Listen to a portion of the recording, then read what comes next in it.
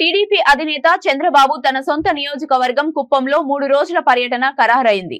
28వ తేదీన ఆయన హైదరాబాద్ నుండి బెంగళూరు చేరుకొని అక్కడ కాడుగుడి హాస్పిటల్లో అనారోగ్యంతో ఉన్న కుప్పం టీడీపీ నాయకుడు త్రిలోక్ ని పరామర్శిస్తారు. అక్కడి నుండి రోడ్డు మార్గంలో గుడిపల్లి చేరుకొని బస్టాండ్ ఆవరణలో ఏర్పాటు చేసిన బహిరంగ సభలో పాల్గొంటారు.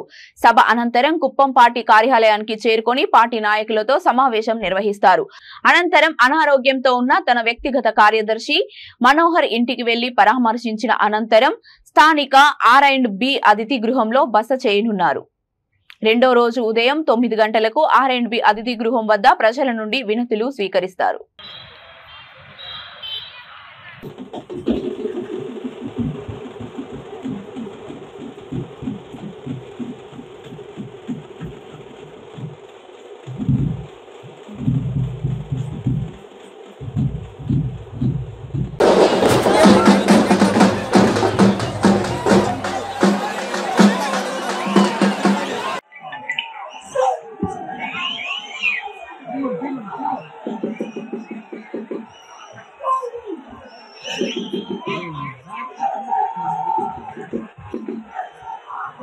అంటే ఎక్కడికి పోతున్నారు మీరు అంటే నిర్వీర్యం చేసేస్తున్నారు, భయభ్రాంతులు చేసేస్తున్నారు.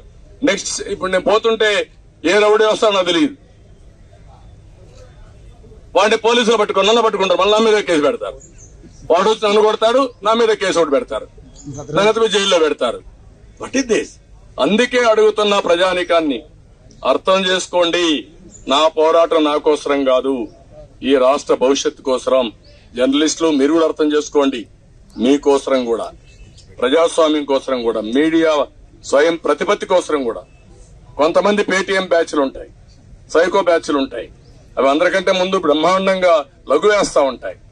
కొంతమంది వ్యక్తులు కూడా సైకో బ్యాచ్లు ఉంటాయి, వాళ్ళు కూడా పేటీఎం బ్యాచ్లు ఉంటాయి, వాళ్ళకు డబ్బులు ముడితే లఘు వేస్తా ఉంటారు.